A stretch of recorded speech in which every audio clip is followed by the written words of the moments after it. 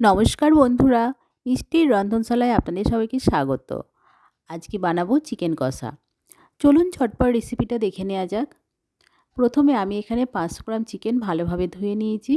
আর মশলার জন্য একটা আধখানা বড় সাইজের টমেটো, আদা কুচি, লঙ্কা আর রসুন একসাথে বেটে নেব আগে। মশলা পেস্ট করা হয়ে গেছে। প্রথমে চিকেনে হাফ লেবুর রস দিয়ে দেব।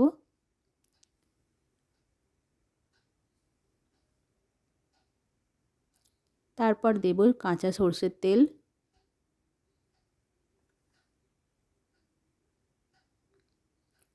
হাফ চামচ জিরে গুঁড়ো, 1 চামচ ধনে গুঁড়ো, হাফ চামচ হলুদ গুঁড়ো, হাফ চামচ লঙ্কা গুঁড়ো আর মশলার পেস্টটা দিয়ে দেব। মশলার পেস্টটা দিয়ে ভালোভাবে হাত দিয়ে মাখিয়ে নেব। নিয়ে 1 ঘন্টা রেস্টে রেখে দেব। যদি খুব বেশি টাইম না থাকে তাহলে আধ ঘন্টা অন্তত রেস্টে রেখে দিতে হবে। এবার কড়াতে সরষের তেল দিয়েছি। তেল গরম হয়ে গেলে এখানে মাঝারি সাইজের 2টো পেঁয়াজ আমি কুচিয়ে নিয়েছি, তেলেতে দিয়ে দেব। দিয়ে ভালোভাবে ব্রাউনি করে ভেজে নেব। এই সময় আমি একটু নুন দিয়ে দেবো যাতে পেঁয়াজটা তাড়াতাড়ি নরম হয়ে যায়।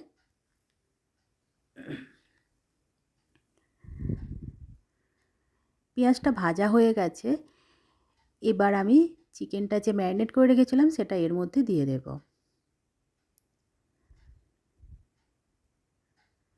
একটু নাড়াচাড়া করে নেব।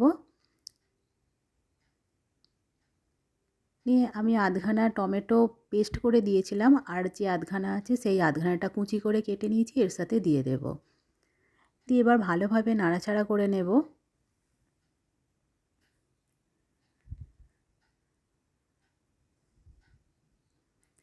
দিয়ে গ্যাসটা কমিয়ে 5 মিনিট লো ফ্লেমে রেখে দেব। 5 মিনিট পর ঢাকনাটা খুলেছি। এবার অনেকটাই জল বেরিয়ে গেছে। এবার একটু গ্যাসটা মিডিয়াম ফ্লেমে করে ভালোভাবে মশলাটা কষাতে থাকবো চিকেনের সাথে।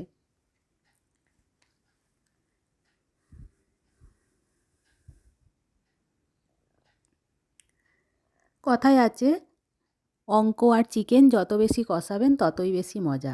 তাই চিকেন কষা যেহেতু হচ্ছে, একটু বেশিভাবেই কষাতে হবে। এইভাবে একবার অন্তত বাড়িতে ট্রাই করবেন, অসম্ভব ভালো লাগবে। আমি কিন্তু এখনও পর্যন্ত কোনো রকম জল ইউজ করিনি। খুব ভালোভাবে এই সময় কষাতে হবে। সাইড থেকে কত তেল ছেড়ে দিয়েছে।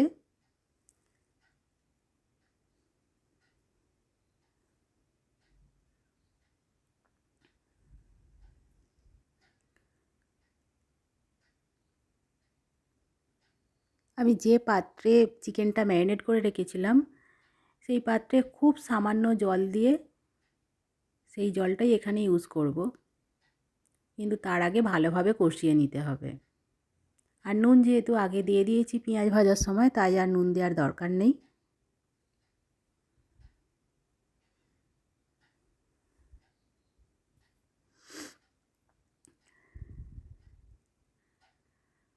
কত সুন্দর কালারটা এসেছে শুধু দেখুন।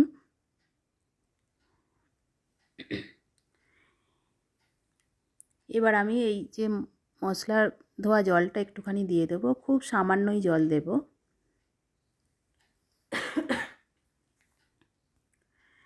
এবার ভালোভাবে নাড়িয়ে চাড়িয়ে নিয়ে চাপা দিয়ে মিডিয়াম টু লো ফ্লেমে রেখে দিতে হবে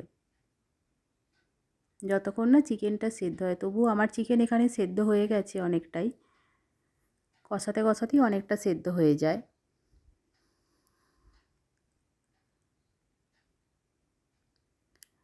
এরপর আমি মিনিট 5-7 পরে ঢাকনাটা খুলেছি। ঠিক এই রকম এসেছে। একটু গ্রেভি থাকবে, না হলে ঠিক ভালো লাগবে না। চিকেনটাও সেদ্ধ হয়ে গেছে, খুব ভালো রকম সেদ্ধ হয়ে গেছে। এবার আমি গ্যাসটা বন্ধ করে ওপর থেকে সামান্য ধনেপাতা ছড়িয়ে দেবো। রান্নাও রেডি।